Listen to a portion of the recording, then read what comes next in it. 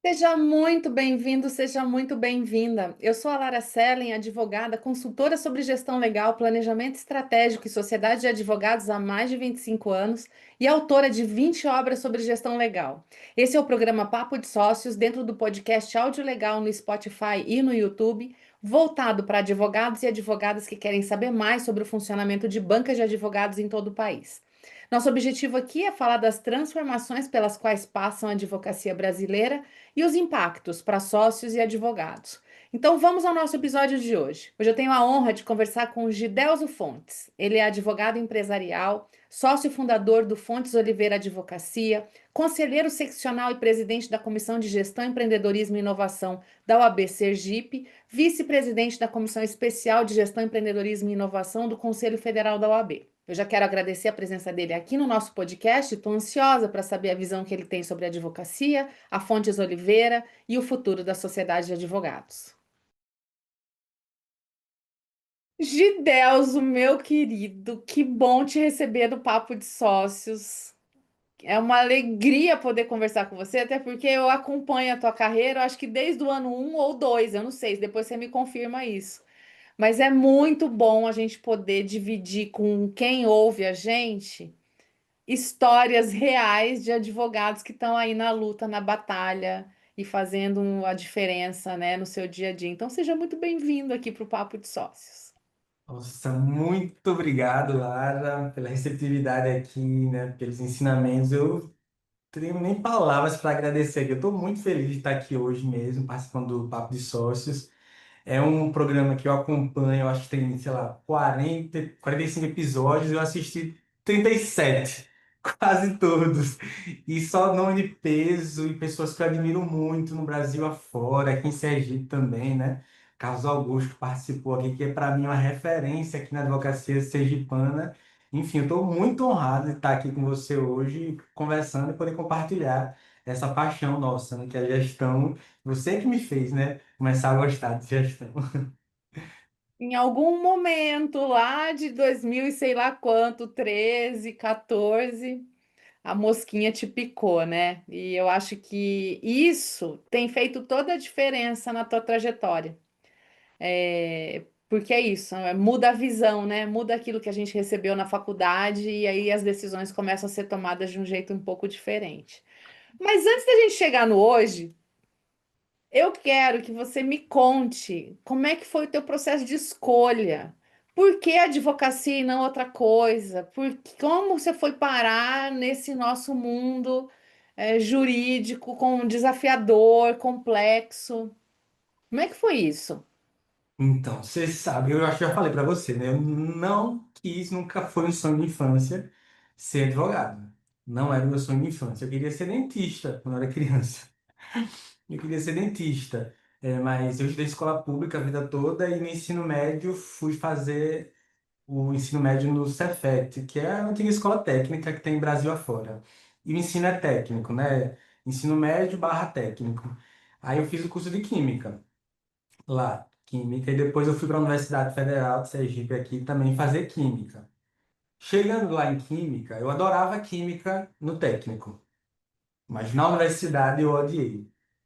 Era muito cálculo, era muita matemática e quase Então, nada você de chegou a química. passar na universidade para a faculdade de Química e começou a cursar Química. Fiz, cursei. Eu fiz o Certo. técnico de Química, né? Fiz o curso técnico de Química e na universidade fui estudar Química. Odiei o curso, tava, nossa, meu Deus do céu. Sabe aquele tormento? Era aquele tormento. Também era muito novo, tinha 17, 18 anos. 2000, tinha 17 anos quando eu entrei. Então, aí odiei o curso, fiz o Enem, já tinha feito o Enem no final do ano, peguei o Enem, aproveitar que eu tenho essa oportunidade aqui, coloquei o Enem, participei de um concurso de bolsas, ganhei uma bolsa para fazer direito, uma bolsa integral para fazer direito. E como eu escolhi direito? Direito é um curso que abre muitas portas. Então eu acho que vai ser legal. Eu tinha colocado odonto, mas era só uma vaga. Tinha duas opções. Aí eu tirei odonto, botei direito e direito. Direito e direito, na primeira e na segunda. Entrei em direito. O que acontece quando eu entro no direito? Me apaixono. Um amor à primeira vista. comecei a gostar do direito e ali estudando no primeiro período aquelas matérias introdutórias. Eu, meu Deus, que legal. Aí eu comecei a entender tudo que acontecia no mundo. Você começa a entender, assistir o jornal, entender, né, as coisas ali. E eu fui me apaixonando. No segundo período, eu passei em odonto e eu não quis mais. E eu continuei com Que direito. crise, meu Deus. Porque era o sonho antes, aí passo e agora eu falo assim, agora eu vou abandonar o meu sonho. Não me via mais. Eu via meus coleguinhas que passaram, né? Eu via eles estudando, decorando os ossos da cavidade. E eu, isso não é para mim. Isso não é para mim. Eu prefiro decorar a lei aqui. Eu prefiro ler aqui esse código do que decorar essas cavidades. Enfim, me apaixonei pelo direito. Inicialmente não era uma coisa, advocacia. Fui para o direito pelo leque de possibilidades que ele abre. E durante o curso eu fui gostando cada vez mais, me apaixonando pelo curso, a ponto de, no final do curso, optar pela advocacia. Vou abrir escritório. Juntei com o marido de uma colega minha e a gente, vamos abrir escritório? Vamos abrir escritório. Só que ele trabalhava no banco, não podia. Ele era gerente, né? De banco, não podia. Aí ele, você vai e depois eu vou. Aí eu fui sozinho, abri escritório. E gostei. Nesse momento eu ainda fiz um concurso público para a magistratura federal, naquele momento que os pais ficam, né? As pessoas ficam, faça concurso, faça concurso. Tarará. Exato. E eu fui me preparando para abrir o escritório, né? Eu passei na OAB antes de me formar, eu passei quando era nono ainda. Então passei 6 meses ali planejando, meio que, né, instintamente, abrir o escritório, até que me formei e abri o escritório, né? Abri o escritório. E aí o que acontece? Como fazer esse negócio acontecer agora? Eu nunca tinha pisado no escritório de advocacia. Que ano é esse? Isso agosto de 2013. Eu nunca tinha pisado no escritório de advocacia na minha vida. Você não Ah, fez estágio? não, fiz estagiário do Procon, Sergipe, e da Mas não Secretaria disse. de Justiça, não escritório. Eu morava no interior, aqui uma cidade próxima, Aracaju, mas era interior, Laranjeiras, eram uns 30 quilômetros. Mas os escritórios não me recebiam porque eu era do interior. Eu achava que poderia ser um problema, enfim. Eu não tinha oportunidade, não tive a oportunidade de estagiar em escritório. No órgão público, não. Era mais aberto. Então, eu fui estagiar no Procon e na Secretaria de Justiça. Zero experiência com escritório. Minha experiência com escritório era do NPJ, do escritório modelo da universidade. E assim foi, abri o escritório. Eis que, poucos meses depois, eu acho que um mês depois, a ESA Sergipe, na época presidida por Márcio Conrado, disponibiliza um curso de gestão de escritórios com a Celen Bertozzi. E eu, prontamente, não, tenho que fazer esse curso. Eu tenho que fazer esse curso. Era um curso de modular, né? 6 módulos. E cada módulo era um tema, né? Nossa. Precificação, honorários, um assunto, gestão. E você foi abertura. Eu fui para esse curso, me matriculei, fiz o curso e ali foi, eu acredito, sem dúvidas, eu falo isso por onde eu passo, que foi a grande virada da minha mente, assim, da minha mentalidade, sabe? Metanoia mesmo. A partir dali, do dia um, eu já saí dali contratando um sistema para o escritório, contratando no mesmo sistema, né, um site, para fazer um site para o escritório, diversas ideias e coisas que eu aplico até hoje. O sistema é o mesmo que eu uso até hoje, ainda. Mas foi, assim, a grande virada da minha vida. Eu acho que se eu não tivesse tido esse conhecimento inicial, facilmente eu teria sucumbido e não estaria aqui 12 anos após conversando com você sobre isso. Imagina, gente do céu. Como é que a gente. E isso vale para todo mundo, né? Para você na relação com os teus clientes, naqueles que ainda não são clientes, e hoje a gente está aí vivendo um mundo de marketing de conteúdo, né, cada vez mais relevante. O quanto que uma coisa, vamos por aí, inocente, que a gente não faz nem ideia do que pode gerar de impacto, né? O quanto que a gente tem que ter essa noção, né? Que pode ter alguém ali no meio de uma galera assistindo, porque eu me recordo muito bem desse projeto com a ESA. É, e era numa sala grande, assim, então tinha muita gente, então a gente não conhecia todas as pessoas que estavam ali, né? Tava aberto, né? E de repente alguém está sentado ali e de repente a peça que está faltando para as coisas começarem a fazer sentido, né? E aí não ter, eventualmente, no meio do caminho, uma desistência, porque se você bate cabeça aqui, bate cabeça lá, faz um erro aqui, não sabe para onde você está indo, né? Isso pode, né? Como tantos acabam aí desistindo no meio do caminho e às vezes eram bons profissionais, potencial bom para fazer a coisa acontecer e a coisa não vai, né? Eu fico super feliz de saber que eu tenho meu dedo aí, né, nessa história, porque eu sei que não parou aí, porque a gestão realmente te sequestrou, Sim. literalmente, assim, né? E hoje você estuda gestão, você está à frente de comissão de gestão, e isso para mim é o maior sinal de que tá vivo, né? Esse Sim. assunto. Pois é, depois eu continuei estudando a gestão, aí eu comecei a acompanhar vocês, né, pelos livros, né, comprei aquele livro Estratégia na Advocacia para fazer o planejamento, mas não fazia nada inicialmente, mas ia lendo ali, entendendo principalmente os os pilares, né, da gestão, para que eu pudesse trabalhar ali minimamente. E entendi também que eu, embora estivesse sozinho naquele momento, que eu era tudo, tudo, fazia tudo. Mas eu tinha que tirar o chapéu, colocar o chapéu, como você costuma falar. E eu comecei a entender que isso era necessário e passei a estudar mais. E com o passar dos anos, eu fui consumindo mais material, né, buscando aprender e entender mais essas coisas, porque na minha família também não tem ninguém que seja empreendedor, meus pais são enfermeiros, é, eu não tenho ninguém que empreendeu na minha, como referência. Então eu tinha que buscar fora. E às vezes até em pessoas que não eram do direito, pessoas das artes, de outras áreas, mas que eu via ali características empreendedoras e que as pessoas se reinventavam, enfim. E comecei a buscar mais, consumi muitos livros dos seus, né? E em 2017 eu comecei a fazer planejamento estratégico, com a Uhum. ajuda do livrinho verde, Estratégia na Advocacia, que era verde até então. Ele foi mudando de cor a cada edição, né? Mas era verde. Era ver, ele me ajudou muito. Aí eu tinha dificuldade, né? Embora eu fazia o planejamento, fizesse planejamento, eu tinha muita dificuldade na execução, em manter, em tirar do papel aquilo, tirar aquelas ideias do papel.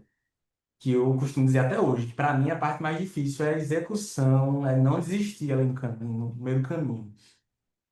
E logo depois, né, fiz com você um novo encontro no Faixa Preta, que ali eu aprendi também muitas outras coisas, e depois fiz a mentoria com você também. Enfim, não parei de estudar. Depois fui convidado pelo presidente, né, terra presidente Carlos Augusto, para compor um grupo político aqui na OAB de Sergipe, disputar a eleição como conselheiro, disputei a eleição como conselheiro, e depois fui convidado, ganhamos, depois fui convidado a presidir a comissão da Seccional Sergipe de Gestão, Empreendedorismo e Inovação. E eu fiquei, meu Deus do céu, e agora? Agora? Vamos Mas construir projeto para a turma toda, né? exatamente, como foi bem isso, foi como a gestão, eu sei que foi uma coisa que foi muito importante para o meu escritório tem 12 anos, e sem gestão eu não teria chegado aqui. Eu sei o quanto foi importante eu, lá no comecinho, ter feito coisas que são pilares e fazem parte da nossa cultura até hoje. Então, eu disse, vamos replicar isso para o Estado. E isso vai ser bom para toda a advocacia. Vai ser bom para todo mundo. Porque aquele negócio que você fala de nivelar o sarrafo, né? É bom para todo mundo. Quando a advocacia, como um todo, ela é mais profissionalizada, vamos dizer assim. Então, eu fiquei muito honrado e a gente desenvolveu diversos projetos, né? Foi incrível o trabalho lá na comissão. Inclusive, é um trabalho de interiorização da gestão, né? Porque quem está lá nas cidades pequenininhas, muitas vezes de interior, também não tem acesso a isso, né, Gidelso? Exatamente. A gente fez um projeto, chama Advocacia Empreende. E no projeto Advocacia Empreende, Sergipe é um estado pequeno, né? Embora seja, comparado com outros lugares, é pequeno. Em 100 quilômetros a gente está na Bahia ou Alagoas, subindo ou Você descendo, atravessa Caju, rapidinho. Aham. atravessa rapidinho. Mas ainda assim, é difícil para a pessoa que está lá no extremo.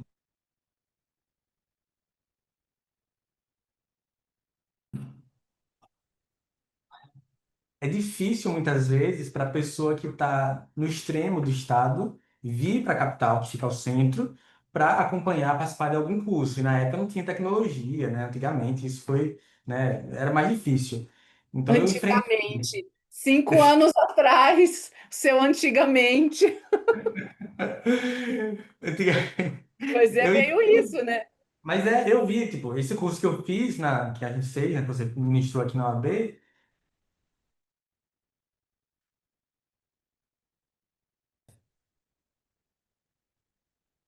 Inclusive, esse curso que você ministrou aqui no ABC Sergipe foi em Aracaju e as pessoas vinham de todos os cantos do estado para assistir o curso uma vez no mês. E tem toda essa questão da logística, né? Então, para democratizar o acesso, a gente criou o Advocacia Empreende, que a gente vai com o mesmo curso que é ministrado aqui em Aracaju, o mesmo módulo a gente leva para cada região do estado. São Fantástico. 9 regiões. E a mesma palestra, Quantas o mesmo viagens vocês, módulo.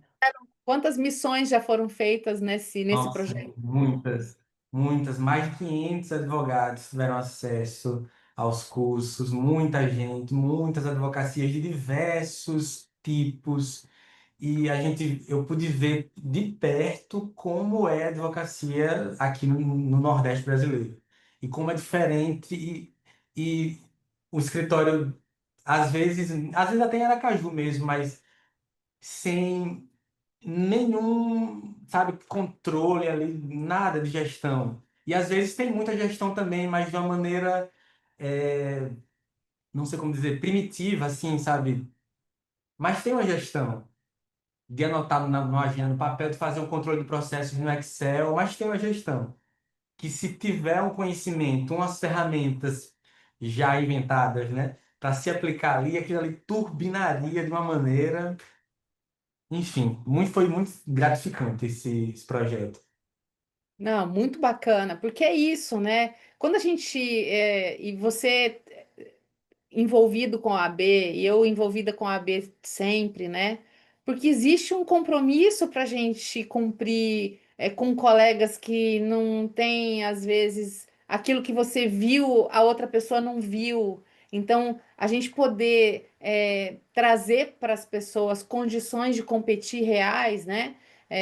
Trazendo mais eficiência, trazendo mais capacidade de tomada de decisão, entender como é que contrata um advogado, como é que eu lido com um sócio. Parece uma coisa boba, parece uma coisa pequena, mas pode infernizar a vida de alguém, assim, e tirar a pessoa do prumo, né? Até as questões de finanças, as questões de controladoria, o próprio marketing, que hoje, né? O que que é certo, o que que é errado, qual é o ponto de equilíbrio disso, né? Nossa, parabéns, assim, eu fico bem orgulhosa de saber que 500 advogados a mais estão ouvindo falar de gestão no Sergipe. Show de bola. Nossa, sim, sim, sempre, sempre. Eu geralmente começo com uma frase. A tinta que escreveu. Passado. Ai, Jesus, muito bom. Frase de Lara Sela.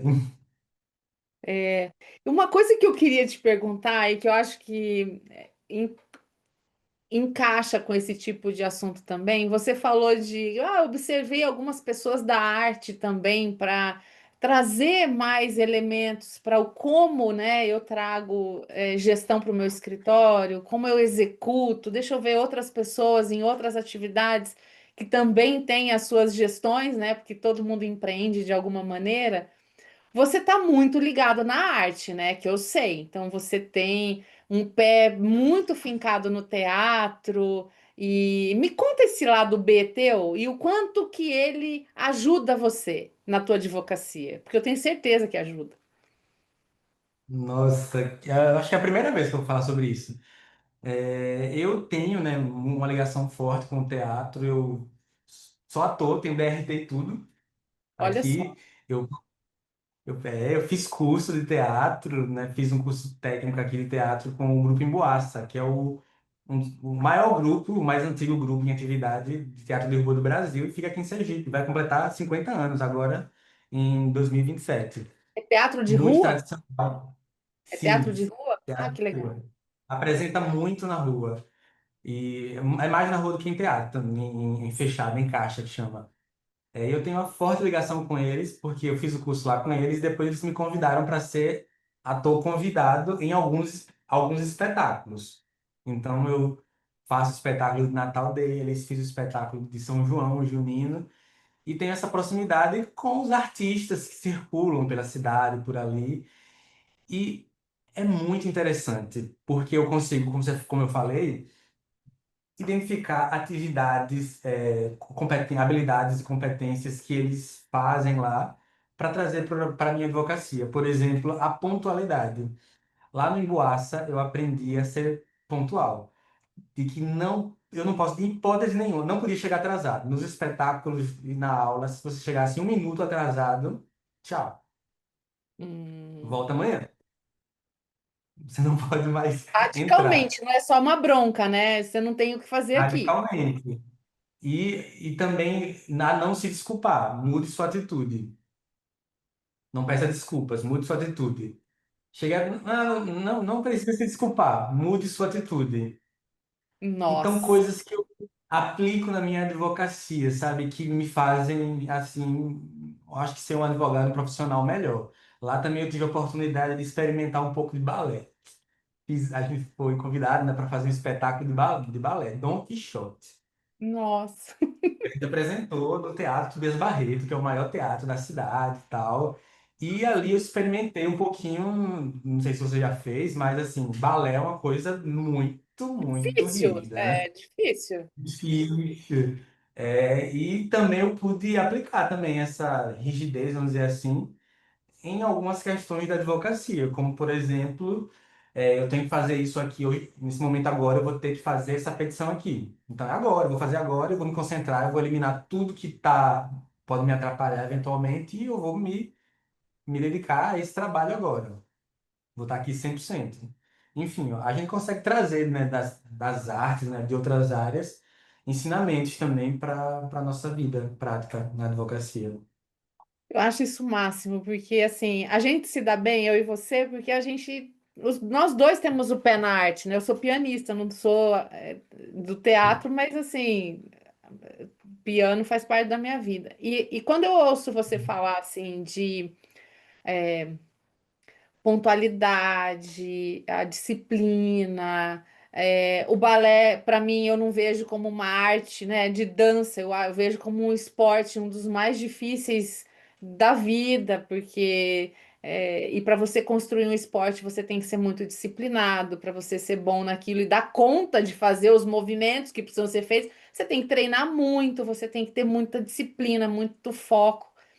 Agora, falando em foco, uma das coisas que eu acho que mais treina a nossa capacidade, porque para você estar num espetáculo que você tem, obviamente, coisas para falar, você tem posição para ficar, você tem a hora de entrar, a hora de sair, é tudo, né? Você está contando uma história cronometrada com um monte de gente que também está contando a mesma história. Se você não tiver focado, você não dá conta de fazer. Então, é foco exclusivo. Então, não existe outros problemas na sua vida, não existem outras questões na sua vida. Não pode ter duas coisas. Você está ali esperando para entrar e pensando, ah, meu cliente, e não tem como. Ou você está focado, ou você atrapalhou todo mundo, porque no final é isso, né? Ou você está concentrado, ou você errou, que é muito o que E é acontece no coletivo, né? também, né? Você tá lá, você treina, treina, treina. No dia de uma apresentação, você tem que estar focado, porque se você te distrair, você erra e aí você já. Então, eu acho que isso trazer para a advocacia esse aprendizado e realmente falar assim: foco é foco, e agora não vai entrar nada na minha cabeça, senão essa petição que eu tenho que terminar, ou esse caso que eu tenho que estudar, e nada é mais importante que isso, porque é isso, só cabe uma coisa por vez, né? Para a gente poder fazer bem feito, só Exato. tem que caber uma coisa por vez, né? Se tiver várias, eu estou fazendo mais ou menos as várias. Então, eu acho que isso com certeza te trouxe. Agora, eu queria te perguntar uma coisa. Na... Hoje a gente está num. Eu já sei a resposta, mas eu vou perguntar. A gente está hoje vivendo o mundo, por exemplo, do marketing vídeo, que a gente precisou, né? A advocacia sempre foi falar e escrever. Advogados sempre deram aula, deram palestra, sempre, né? A gente sempre foi professor. E sempre escreveu petição, artigo, taranana.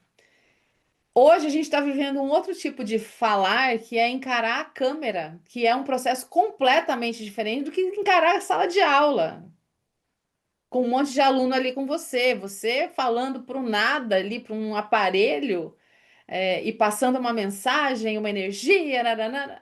É muito complexo. Então eu imagino o quanto o teatro não te ajudou, né? Ou Sim, não? verdade. Me ajudou muito nisso. A gente faz, eu fico à frente também do marketing aqui no escritório e a gente grava vídeos, a gente produz conteúdo, enfim. E o teatro ajuda muito, muito, muito. Tanto na escrita, né, porque a gente acaba lendo muitas coisas, quanto na performance em si mesmo, de posicionar a luz. Eu aprendi no teatro que a luz tem que bater aqui no meu ombro, porque senão eu tô na sombra, não posso ficar na sombra, eu tenho que ficar no foco. Aprendi diversas coisas, né? Posicionamento, enfim, é bem interessante. Inclusive, teve o primeiro vídeo Postura, uma vez, postura, isso, é sensacional. O teatro entonação ajuda de muito. voz, tudo, né? Então, eu tinha dificuldade de dicção, acho que preciso melhorar ainda, mas eu tinha dificuldade extrema de falar, de ter uma dicção clara. E o teatro me ajudou muito com isso também. Quem diria que depois eu ia estar fazendo palestra, eu ia estar gravando vídeo, né? Não era uma coisa que passava pela minha cabeça. Então o teatro ajudou muito. Inclusive, teve um primeiro vídeo que eu gravei na OAB para convidar os colegas para participar de uma edição do Advocacia Empreende. E todo mundo gravava o vídeo de um certo jeito, assim, tipo assim, oi gente, tal, projeto, assim, assim, assim. Aí eu disse, eu tenho muita criatividade, né? Que Eu não queria preguiça! gravar desse jeito, eu queria gravar uma coisa diferente e tal. Vamos fazer. Aí chego com o pessoal do marketing. E se eu viesse descendo pela escada, conversando, e você fosse me acompanhando, e eu fechasse aqui, saísse ali, e fez o vídeo, a gente fez o vídeo, gravou, lançou, foi um sucesso, todo mundo ficou compartilhando, que massa, que legal. Enfim, ajuda muito, né? A Acho primeira que todo quebra de conhecimento padrão, ajuda. né? Que isso, né? Se você quer se destacar em algo, você tem que quebrar um padrão, porque o padrão faz tudo ficar igual, né? E na advocacia a gente tem essa coisa, claro, ninguém vai sair dando pirueta por aí e se vestindo de jeitos diferentes demais, porque isso vai dar uma chocada. Mas você ter alguma quebra de padrão e fazer coisas mais dinâmicas, né? Vídeos mais dinâmicos, que mostrem movimento, enfim, acho que tudo isso soma muito, né? Deixa eu te perguntar uma coisa, naturalmente, antes do teatro, tá? Você é uma pessoa mais tímida ou uma pessoa mais expansiva? Qual que é a tua característica original? Eu sou mais quieto, eu sou mais quieto, Eu eu sou sei, mas assim, eu quietinho. precisava ouvir isso, né? Até para Eu sou isso, aquela o teatro deve ter servido para você, né? Sim, sim, eu sou aquela pessoa que sempre fui bom aluno e tal, mas eu nunca fui aquele aluno de ficar falando muito. Eu sou quietinho ali, entro, fico na minha, tranquilo, nos diversos ambientes também, né? Na OAB, eu sou aquele conselheiro que senta na frente, fica quietinho, mas não é o que fica falando toda hora para comentar todos os assuntos, os processos possíveis. Não, eu pontuo onde eu sei pontuar, onde eu preciso pontuar alguma coisa. E eu sou essa pessoa, mais quietinha. mas nos espetáculos, né, no teatro, já sou o contrário, eu já sou aquele que você olha e você não, nossa, que Deus! Aham. Eu não estava esperando isso, né? Mas eu acho que no trato do cliente, porque quando a gente é mais quieto, mais introspectivo, etc., e você não tem um treino para extroversão em algum momento que seja, né? Porque é isso, você não precisa ser o tempo todo lá o que fala o tempo todo, mas você saber usar da tua extroversão na hora certa, é, no momento que você está conhecendo um cliente, que você está conhecendo alguém completamente desconhecido e que você está querendo atrair, enfim, para o teu lado, para conhecer, para saber, para conversar. Eu acho que esse quietinho, se não tivesse um treinamento, ia ficar quietinho em várias situações, né? A Sim, tendência é ficar quietinho, né? eu desenvolvi isso ao longo do tempo para ter essas iniciativas, né? Participar de grupos de networking. Comecei a participar de grupos de networking para conhecer pessoas novas. A gente precisa fazer contatos na advocacia, né? E participar de eventos. Eu tinha que chegar, eu queria falar com alguma pessoa ali, com alguém. E eu fui treinando isso ao longo do tempo e hoje eu melhorei bastante. Eu acho que o teatro ajuda muito. Eu acho que treinar, ter o pitch, né, muito bem desenhado na cabeça também para falar com essa pessoa aqui, eu vou falar isso aqui, com essa pessoa aqui, eu vou falar isso aqui ajuda muito, né? A gente fala disso também no Advocacia Empreende, do pitch. A gente começa falando de pitch e cada um se apresenta. A gente faz meio que uma roda de negócios, onde todo mundo se apresenta. A Lara se apresenta aí, eu me apresento aqui, e a gente vai conhecendo todo mundo. Para treinar mesmo, porque é uma habilidade eu acho que é importante na advocacia. Eu entendo que é importante o advogado ele se comunicar bem e ele saber entrar, saber sair, saber puxar um assunto, demonstrar interesse em relação ao que o outro, né, se apresenta ali, apresenta para ele. É, essa questão do pitch, ela é super, super importante, porque a tendência, se a gente não está preparado, é se alguém pergunta o que você faz, você só responde que você é um advogado. Ponto. Eu, eu e 1.457.000. E o que é ser advogado hoje, né? Mas ser advogado do quê? Você é empresarial? É previdenciarista? Você é o quê? Quem é teu público? Será que eu seria o teu público? Se você não der mais sobrenome para o que você faz, para quem você faz, como você faz, aquela pessoa nova, porque é isso, a gente não está falando de alguém que já sabe o que você faz, é alguém que não sabe o que você faz. E aí ter o pitch na cabeça faz total diferença, porque às vezes você precisa só de duas linhas para resolver o assunto, né? E aí, lógico, Exato. dali vai decorrendo outras perguntas, etc. Mas essa clareza ela é fundamental, né? Muito bom, excelente. Me conta agora como é que tá o escritório? 13 anos, 13 anos depois? 12 anos, 12 12 anos, anos 12 anos, depois, quase 13. como é que você Pois está é, hoje? então. Quem você atende? Que áreas de atuação vocês abraçaram? Como é que tá isso? Então, a gente começou fazendo tudo para todo mundo. A gente fazia tudo, não sabia, era perdido, né? No começo era perdido. É, assim, perdido nas ideias, perdido no norte, né? E isso demandava uma energia absurda, um trabalho descomunal, assim, para executar, enfim. Com o passar dos anos, a gente foi tendo maturidade, né? Estava propriamente estudando, né? Acompanhando, quem entende, ouvindo as orientações, né? A gente foi mudando o escritório. O escritório hoje é totalmente empresarial e tem 12 anos, né? 12 anos, poucos, alguns meses de existência. E ao longo desse caminho a gente foi definindo e segmentando os clientes após com vocês, né? A ajuda de vocês, sua. A gente colocou os clientes na mesa. Eu lembro que, acho que foi o Bertossi que falou, a gente colocou todos os clientes na mesa assim e começou a ver o que eles tinham em comum. Aí a gente, esse daqui é da saúde, esse daqui é alimentação, ok. E começou a separar os clientes em caixinhas, por afinidade, e a gente percebeu que a gente tinha ali 5 caixinhas que eram mais volumosas, que consequentemente a gente tinha mais expertise. Aí a gente definiu os segmentos de atuação do escritório no aspecto econômico, né, da economia. Então, alimentação, saúde, entretenimento, como tem Uhum. essa ligação, né? O entretenimento e texto. Aí a gente definido para quem a gente quer trabalhar, facilitou tudo, facilitou, nossa, acho que foi.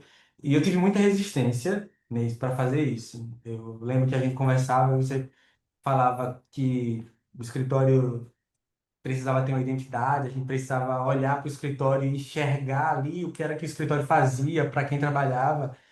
Mas aí eu vou abrir mão do meu cliente pessoa física. E você, não, mas enfim. Aí a gente resolveu colocar em prática e não me arrependo, eu devia ter feito antes. Eu devia ter feito antes, foi muito mais fácil depois. E a gente definiu esse segmento, né? O segmento de atuação e os clientes. Aí temos hoje uma equipe mais enxuta, Uhum. a gente atende, né, empresarial, que eu fico à frente, civil, tributário a gente faz fora, com o escritório parceiro, e trabalho a gente faz aqui dentro também.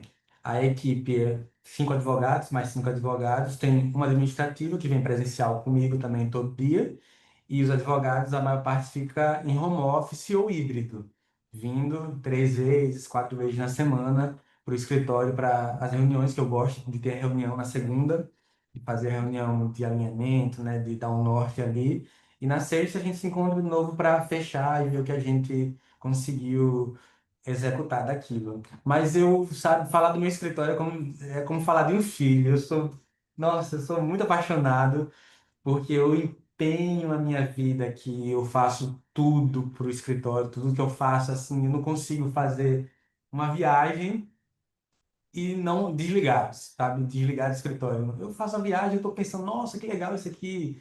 E é um livro que seja, uma experiência vivida. E vou no restaurante e eu vejo, olha, isso daqui é interessante, eu posso levar e sugerir para o meu cliente lá. Enfim, não tem como desligar. E é um grande amor, assim, que eu sinto. É como se falar de um filho mesmo, né? Eu sou apaixonado pelos projetos que a gente desenvolve aqui, sabe? A gente tem hoje um programa de estágio muito bem estruturado, que é um dos mais concorridos do estado. As pessoas, nossa, muita gente se inscreve, a gente não consegue nem, né, abraçar todo mundo, pegar todo mundo, mas é um programa de estágio muito bem estruturado, que eu fico à frente, cuidando pessoalmente de cada etapa do processo seletivo, que é o pontapé inicial, né, de quem vai entrar no escritório. Então, me orgulho muito da história do escritório, dos projetos que a gente faz aqui, né? É, e é uma coisa assim interessante, porque você fala assim, ah, quando eu estou viajando eu não consigo desligar. Mas não é o workaholic. Não é que você não consegue desligar para falar assim, nossa, eu não tirei férias. Não, você tirou férias. A questão é que as coisas começam a ter significados para você realmente observar o mundo para trazer para o seu pequeno pedaço aqui, e isso vai fazendo com que a gente realmente cresça como pessoa, né? Cresça como profissional. É, nada é estático, nada está pronto. A gente sempre tem o que melhorar, sempre tem o que criar. E repertório é fundamental, né? Então, assim, quando você viaja, e isso é uma coisa que eu faço muito também, né? Porque as viagens elas abrem a cabeça de uma forma assim absurda. Mas é isso. Você não volta igual de uma viagem porque você carrega partes do que você aprendeu ali e vai trazer para a tua realidade, e lógico, vai aplicar como realidade, não exatamente o que você viu lá. Mas isso é fundamental, assim, para você estar o tempo todo refrigerando, né? E hoje que a gente está vivendo um momento de tantas mudanças, de tantos desafios, tantas tecnologias, tanta coisa, né? A gente não pode ficar datado, né? Você não pode ficar datado em 2020. Seu escritório não pode ter cara de 2020. Daqui a pouco não pode ter cara de 2025. Ter cara de 2025 daqui 2 anos vai estar datado. E isso faz com que você Exato. perca a velocidade de competir, né? Então, nossa, eu fico super feliz quando eu ouço isso tudo, né? E hoje, então, a gestão é você que toma conta, junto com um administrador que te ajuda. Isso, tem um advogado aqui que ele tá. Ele é advogado, tem outra formação também em engenharia. Ele está à frente, mais à frente, e eu estou ao lado, acompanhando, monitorando também nessa fase de delegação, mas ali acompanhando o lado. Eu consegui um pouco me distanciar um pouco para que eu pudesse, esse ano específico, me atualizar mais na parte técnica. Então, eu fiz esse ano diversos cursos e cursos de atualização mesmo, para me atualizar e poder um pouco entregar melhores soluções para o cliente. Mas a gestão não abandonei completamente, né? Eu fico executando ainda, monitorando os indicadores, né? As reuniões eu toco, mas as reuniões, por exemplo, eu já não toco mais. Antes eu ficava presidindo toda a reunião, agora eu fico só ali quietinho, sendo participante. Isso é bom porque você treina a liderança de outras pessoas também, né? Porque você também precisa que outros também entendam o que é importante na sua visão de liderança e que possam também liderar dentro da mesma semântica, né? Todo mundo falando a mesma língua, todo mundo indo para o mesmo lugar e sendo esse escritório desejado aí por tantos estagiários, né? É porque realmente tem alguma Sim. coisa acontecendo de diferente, né? E isso é muito legal. Me fala uma É. coisa, você falou que você começou a fazer planejamento estratégico, rarará, né, teve um livro verde que te ajudou, papapá, papapá. Como é que você está vendo? Nós estamos aqui já numa virada de ano, daqui a pouco, né, 2026, que eu não quero datar a nossa conversa aqui, mas não tem como a gente não falar de futuro. Como é que você está vendo 2026? O que que vai ser importante para 2026 e o que que você está vendo de longo prazo em termos de mudança para a tua advocacia ou para a advocacia como um todo? Quais são as questões mais relevantes para esse momento, Gidelso? Olha, eu entendo que tem algumas habilidades que a gente precisa desenvolver, e que às vezes são pouco, né, são escassas no mercado. A gente tem que buscar. Eu acho que proatividade a gente tem que trabalhar sempre. A gente está no escritório empresarial e a gente tem que ter sempre proativo. É um dos valores do escritório, a proatividade. E é difícil encontrar no mercado profissionais proativos. Eu vejo muitos profissionais que são reativos. Espera ser demandado para fazer alguma coisa. Eu acho que no escritório empresarial isso não pode acontecer. Se eu vou na empresa, no meu cliente, e eu vejo um problema ali, eu tenho que prontamente, ó, isso aqui pode dar um problema lá na frente. E esse movimento foi exatamente o movimento que eu fiz para estudar mais, me atualizar e ir lá para a administração, né, que eu estudo administração na universidade, vou terminar o curso agora ano que vem, de administração de empresas. Justamente para isso, para entender o problema em sua origem, além de aplicar também a administração no meu escritório, mas para entender o problema dos meus clientes na origem, que muitas vezes é ali numa contratação que está sendo feita de maneira equivocada, processos que não são mapeados, enfim, não estão muito bem delimitados.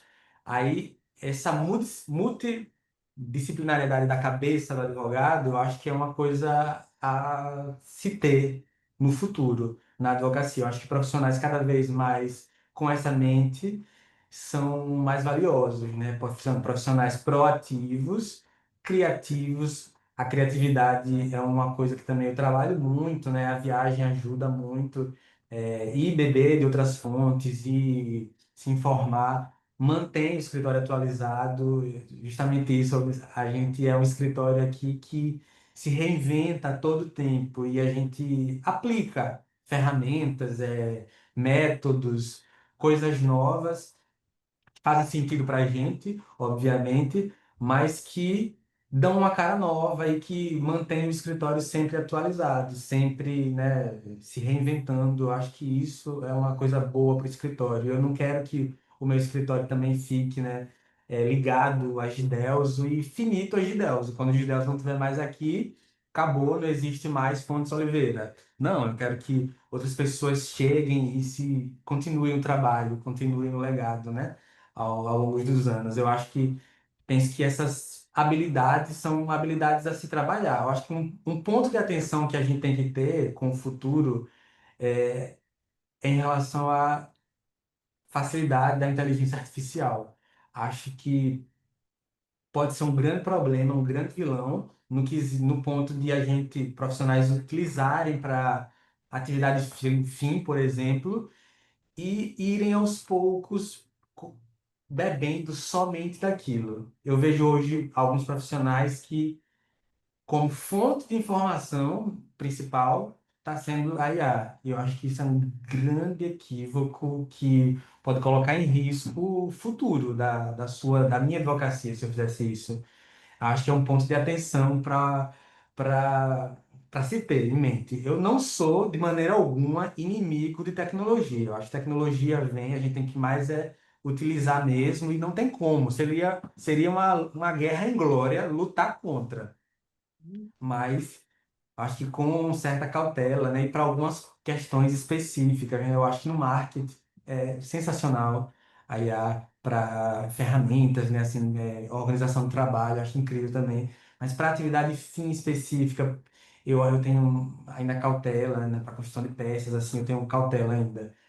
Mas nada contra quem usa. Eu acho que usando com cautela é ok. Para resumir processo, né, resumir assim, é bem legal. Mas tem a questão da privacidade dos dados, das informações ali que estão, né, depositadas na IA e a responsabilidade da empresa, enfim, questões mais complexas. Então, acho que é um ponto de atenção. Aí, o uso, né, da inteligência artificial para o futuro da advocacia. Uma coisa que me deu muita paz de espírito, esses dias eu estava assistindo uma palestra e era sobre inteligência artificial e o impacto disso na nossa vida, enfim, todo esse assunto que ainda é muitas vezes um grande ponto de interrogação, porque a gente está ainda no começo dessa onda e ainda vem muita coisa pela frente que a gente não faz a menor ideia, né? E aí foi dito uma coisa que eu acho que faz todo sentido e vai muito pela linha que você está trazendo que a gente tem na vida dois tipos de situação para lidar: situações complicadas e situações complexas. E elas são diferentes. O complicado é uma coisa, o complexo é outro. Então, a IA e as tecnologias, elas têm que nos ajudar nas coisas complicadas. Ah, eu preciso que ela resuma um processo de 1.000 páginas. Ou eu preciso que ela analise para mim um determinado tipo de número que está aparecendo aqui nos relatórios, não que eu não vou revisar, lógico, mas assim, ela fazer o grosso de um trabalho que eu demoraria dias muitas vezes para fazer. Então, a IA, ela precisa, vou criar uma linha editorial aqui. Isso pode ser complicado, porque eu vou demorar para fazer isso, eu tenho que pensar várias coisas e ela pode me ajudar. Agora, onde que ela não vai entrar, e aí que a gente tem que entender o nosso papel dentro dessa relação com o cliente, com a própria equipe, é nas coisas complexas. E no complexo está a relação humana. Então, quando você, por exemplo, entra numa empresa, num cliente teu, e você está ali observando, você vai para uma reunião, mas está acontecendo enfim, uma pessoa, outra pessoa, e você está percebendo sinais de comunicação não verbal ali, que está te trazendo algumas dúvidas, e você está ali tentando decodificar aquele monte de sinais que está na tua frente. Essas são as questões complexas. Então, um porquê que um diretor quer entrar com uma ação de um determinado tipo às vezes só porque tem que entrar. É porque às vezes tem coisa complexa acontecendo que, se você compreender, você vai ser mais advogado dele do que simplesmente se você só fizer o que ele está falando. Olha, faça. Mas ele não é advogado, ele não está por dentro, ele não sabe de todas as possibilidades, né? Ele não sabe tudo que você sabe. Então, a gente restringir o uso da tecnologia para as coisas complicadas nos deixará mais tempo para cuidar das coisas complexas e realmente poder demorar um pouco mais numa reunião, demorar um pouco mais num. Deixa eu ouvir melhor aqui, nem ele está sabendo direito, deixa eu tentar investigar. Só que leva tempo, nem tudo é tão matemático assim. Eu pergunto, você responde, porque é uma troca, um diálogo, né? Isso me trouxe muita paz para a gente poder entender assim, qual é o meu papel dentro dessa história toda.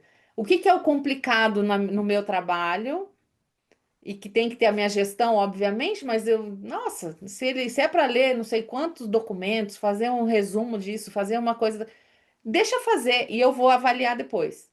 Agora, no complexo, não é, por isso que não tem como a gente achar que uma inteligência artificial vá substituir um profissional como um advogado, porque ela não vai dar conta das coisas complexas. Porque você precisa de um arcabouço muito maior de conhecimento técnico, humano, contexto, econômico, rarará. Você tem uma série de coisas que vão acontecer ao mesmo tempo, e aí a inteligência humana que entra, a sensibilidade humana que entra, para poder falar assim, não, o caminho melhor não é esse, ou a gente tem três alternativas aqui, e vamos discutir, né, com bom senso o que que é melhor. Então, isso acalmou meu coração, tá, Gidelza? É, Fez realmente, eu sentido. entendo que concordo com total. Eu acho que é isso. Não, muito bom, muito, muito bom conversar com você. A gente teria, assim, muito mais que conversar, com certeza. É, eu tenho certeza que toda a tua disposição para buscar mais, né? Tá sempre curioso, querendo saber mais, querendo conhecer mais, se colocando em situações de desafio, né? OAB é desafio, um cliente novo é desafio, a escolha de um segmento é desafio, mas é isso. Eu não tenho dúvida que a gente vai se conversar daqui 12 anos de novo, a gente vai continuar conversando, mas e a gente vai ter assim lembrança desse nosso momento e essa reflexão que você está fazendo dos últimos 12 anos, até mais, porque a gente tem que incluir os 5 de faculdade, toda essa troca, né? Vou para química, não, agora eu vou fazer odonto, não, agora eu vou fazer direito, me apaixonei. E agora o teatro no meio do caminho, que eu não largo, porque eu também tenho a minha carteira de ator aqui, porque isso aqui é uma paixão na minha vida que eu não preciso excluir, né? Tudo pode coexistir se fizer bem pra gente, né? Se faz a gente ficar melhor, né? Maior. Então, assim, eu não tenho dúvida que a gente vai ter muitas histórias muito boas para contar da tua advocacia e o quanto que você vai fazendo a diferença na vida de cliente, porque é isso, quando você segmenta, e nessa tese do Bertozzi eu concordo desde o dia um, porque ela é muito consistente. Quando você escolhe, você define que o teu perfil de cliente é alimentação, ou é saúde, e quando você define, você começa a entender aquele mundo, que o mundo da alimentação, dos restaurantes, é completamente diferente do mundo de um hospital, de uma clínica, né? De problemas diferentes, coisas diferentes. Então, assim, é muito difícil a gente conhecer mundos, né? Todos os mundos. E agora eu vou atender todo mundo. Não, você vai atender meia boca. Porque atender mesmo é se você falar assim, não, peraí, deixa eu entender como é que é o atendimento numa clínica médica, rarararará. Deixa eu entender qual é o BO que um garçom pode dar para um dono de restaurante, tarararará. Numa indústria X, um negócio Y. Então, assim, quando a gente escolhe, isso faz com que a gente fique especialista no cliente. E não tem nada mais poderoso na relação cliente-advogado do que o cliente ter certeza que você entende do negócio dele. Não existe nada mais forte que isso. Pode ter o marketing que for. Pode contratar Exatamente. a atriz da Globo para fazer. Não, não vai ser. Exatamente. É isso que a gente tem buscado muito no escritório. Depois que a gente segmentou, a gente buscou muito se especializar no negócio do cliente. Por exemplo, do restaurante que você falou.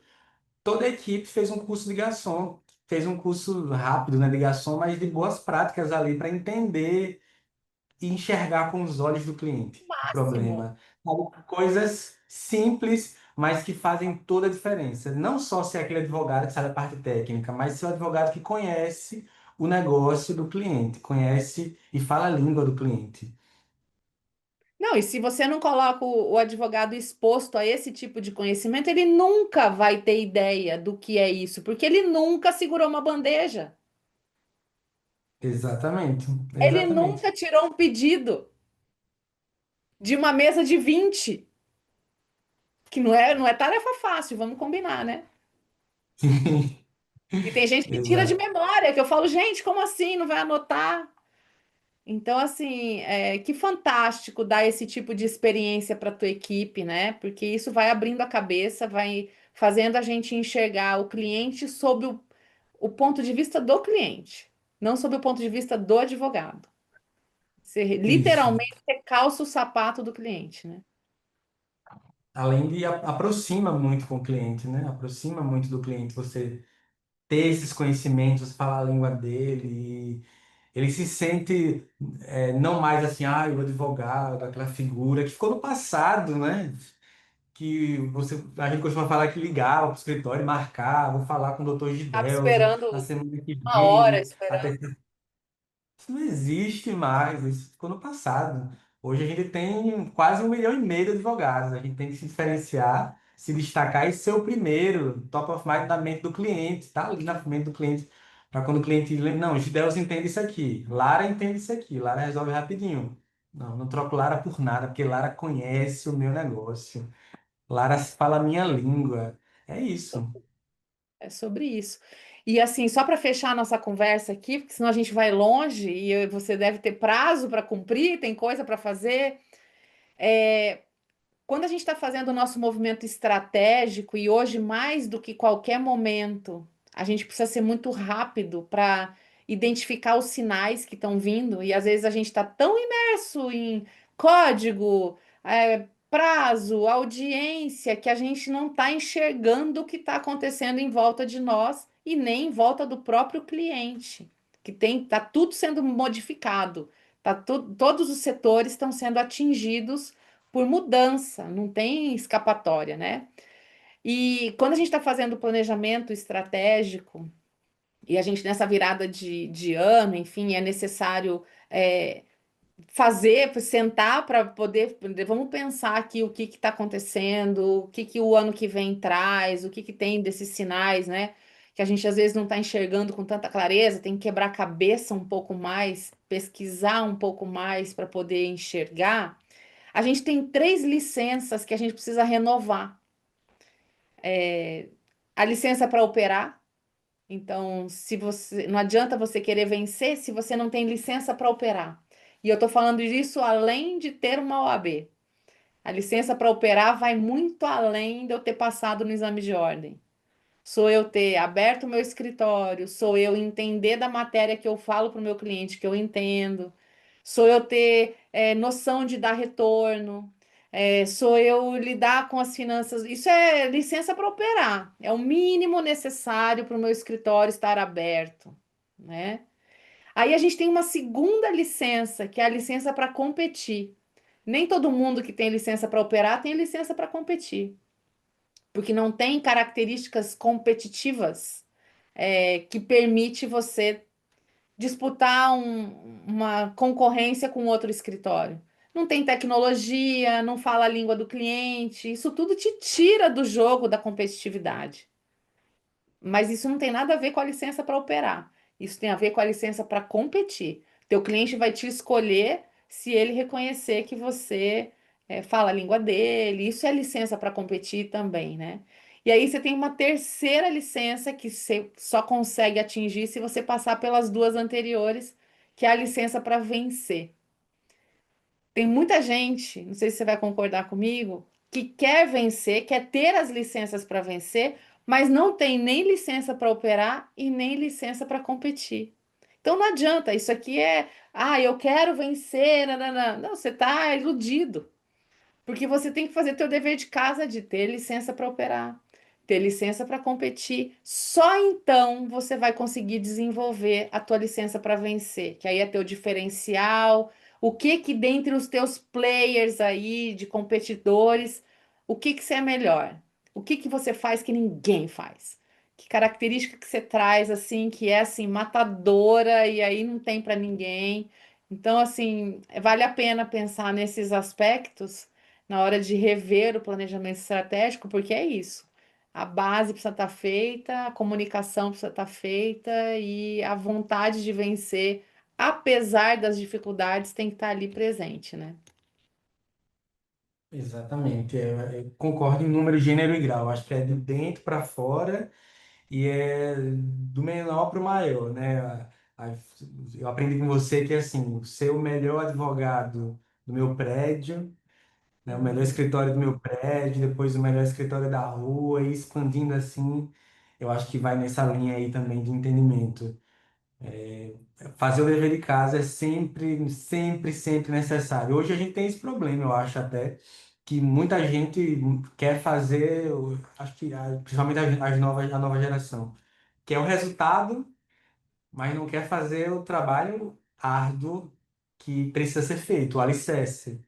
E constrói muitas vezes um castelo que é lindo, que vai ruir uma hora ou outra, ou então que o cliente, quando chega, vê que não é nada daquilo. E eu acho que é um dos piores problemas, né? Você chegar, faz um marketing lindo, maravilhoso, e quando vai ver, mas cadê? Não é isso? Cadê a E é entrega? péssimo. Cadê a Cadê o entrega? Não básico? tem. Cadê o retorno que Exato, eu estou esperando? Tem 2 dias aqui e ninguém me dá retorno. exatamente. E aí não tem como vencer, né? Não tem. Não. Faltou a licença para operar e faltou a licença para competir. E aí a vencer não tem mágica nesse processo, né? Nossa, muito bom. Exatamente. Eu queria que você, para a gente finalizar, que você falasse para quem está ouvindo a gente que eu não sei se é conselho ou que tipo de experiência que você poderia transmitir assim, porque você é um advogado jovem, nem vou falar que você é um jovem advogado, porque você já passou dos 5 anos, né? Mas você é um advogado jovem, que você tá muito recente, tudo que aconteceu na tua carreira até aqui. É muito rápido que tudo passa, né? 2013 tá logo ali. É, tem 2 dias, assim, é muito rápido.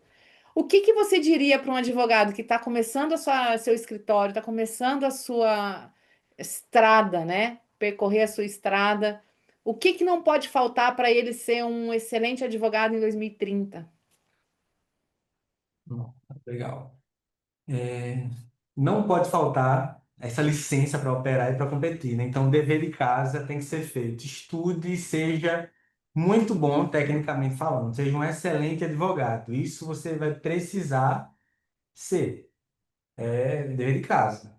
Além disso, eu entendo que a gestão vai levar você muito, né, além do que você pode imaginar que pode ir sem ela. A gestão, ela é uma segunda perna desse tripé para obter o sucesso, né? Desenvolver, né, habilidades. Você precisa desenvolver ali minimamente habilidades de gestão para administrar o seu escritório. E a gente tem pouquíssimas universidades hoje no Brasil que trabalham isso durante a graduação, o que é péssimo, mas é fato, a gente tem que lidar com isso. Então, já que eu não tive esse conhecimento durante a graduação, eu vou buscar assim que for possível. Então, se você vai abrir um escritório, vai começar na advocacia, treine essas habilidades, melhore essas habilidades de gestão, né? Pega um livro, tem tanto material hoje gratuito na internet.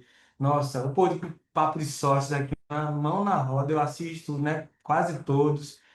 Eu acho que isso é crucial, foi o que me trouxe até aqui. Além disso, eu acho que desenvolver habilidades em si de liderança, porque você vai ser um líder no escritório, e as pessoas vão se espelhar em você, você precisa motivar a equipe, precisa motivar todo mundo, você contrata, não tem equipe, mas contrata um estagiário, já duplicou sua equipe, você já tem alguém ali que está se espelhando em você, e você precisa motivá-lo diariamente, e você precisa ser o exemplo para ele, né? Então, eu acho que precisa desenvolver essas habilidades também de liderança, de capacidade de fazer network, né, construir relacionamentos na advocacia e treinar essas habilidades para que você seja cada vez melhor, porque as pessoas vão mudando, né, e as situações vão mudando, e você vai tendo que lidar com as diferentes situações, diferentes contextos que vão sendo impostos a você, queira ou não. Por exemplo, o trabalho home office é uma realidade hoje que eu tive muita dificuldade e eu tive que aprender a lidar com isso. Tenho que aprender a lidar com isso, porque é uma realidade hoje, as pessoas, os profissionais buscam muito home office. E agora, o que é que eu vou fazer? Vou fechar o escritório por isso? Então, buscar essas habilidades interpessoais para ajudar, né, no desenvolvimento da advocacia. Eu acho que esses três pilares, eu diria, são pilares assim, de sustentação para a advocacia, para quem quer entrar na advocacia no futuro. E né, dentro dessas habilidades pessoais, né, a capacidade de resiliência eu acho que é muito bom desenvolver, porque você vai enfrentar diversos desafios, diversos obstáculos, de diversos tipos, níveis, né, de dificuldade, que se você não for resiliente, você vai desistir no primeiro. E os obstáculos, os problemas, eles vão continuar existindo, né? Eu tenho problemas, eu tenho dificuldades, que eu tenho certeza que o sócio lá do Matos Filho também enfrenta em níveis diferentes. E eu assisto aqui o Papo de Sócios, eu vejo que os problemas, eles continuam, eles vão mudando às vezes, né? Mas eles continuam. Não, não existe um fácil, não é fácil para ninguém. Então, você precisa treinar essas habilidades. A resiliência te leva aonde muitos não chegam, porque a desistência tá aí, né? Todo mundo pode desistir, você pode desistir. Agora, a vitória só pertence aos resilientes, não tem como, né? Quem desistiu no meio do caminho não chegou lá, não chegou à vitória, não chegou. E seja a vitória o que quer que seja, tá? Mas é isso. Fantástico. Gi, eu quero te agradecer mais uma vez pelo seu tempo, por você ser essa pessoa tão querida, por, por você acreditar tanto, né, que a advocacia é a melhor profissão que você poderia ter escolhido na tua vida, porque é isso, né? A vida te deu várias opções aí, né? É a química, é o teatro, é a odonto, mas você escolheu realmente aquela que é a profissão que mais enche o teu coração, né? Então eu fico muito feliz. Obrigada mais uma vez, estamos juntos. E essa é sua casa. Sempre que você quiser voltar, é só me dar um grito e a gente marca outro papo. Nossa, muito obrigado. Eu que agradeço demais, né? Para mim é uma honra tremenda estar aqui hoje com você. Ah, né? Esses nomes que passaram por aqui, para mim é uma honra indescritível, que eu admiro todos. Você também admiro muito seu trabalho.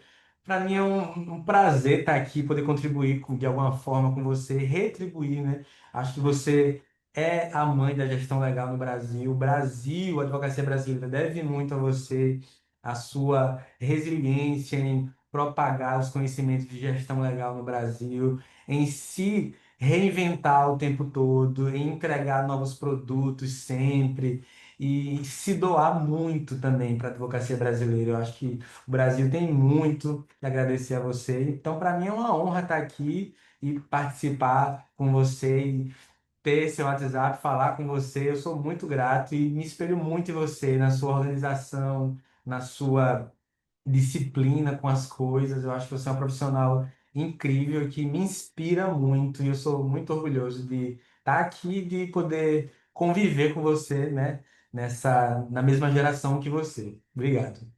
Ai, querido, nossa, nem sei já. Fiquei sem palavras totalmente. Obrigada mais uma vez. Estamos juntos e é isso. O bom da jornada é quem a gente encontra no meio do caminho. E te É encontrar isso. foi realmente uma coisa muito boa. A gente se encontrar foi uma coisa muito boa. Um Muito beijo, bem, fica obrigado. com Deus. Sucesso aí Outro. e vamos nos falando. É isso aí, vamos lá. Avante e um cheiro de Aracaju. Cheiro. É isso aí. Beijo, querido. Tchau. Que conversa boa com o Gidelso. É muito legal a gente poder acompanhar a trajetória de advogados que abraçaram a gestão desde o início. E eu tenho certeza que a velocidade que ele conseguiu imprimir na advocacia dele se deve muito às decisões de gestão que ele tomou. Então, maravilhosa a nossa conversa. E eu não posso deixar de terminar aqui falando para você se inscrever no nosso podcast Áudio Legal no Spotify e no YouTube. Então já encaminha para um advogado, uma advogada amigo ou amiga seu. E se você quiser trazer comentários sobre as impressões sobre sociedade de advogados, a vida entre sócios, nós ficaremos muito felizes de te ouvir. Te convido também a nos seguir nas redes sociais, só pesquisar os nossos nomes, o meu, do Gidelso Fontes. tanto no Instagram quanto no LinkedIn. E no próximo episódio nós conversaremos com mais um sócio fundador ou sócia fundadora, então acompanhe os próximos programas.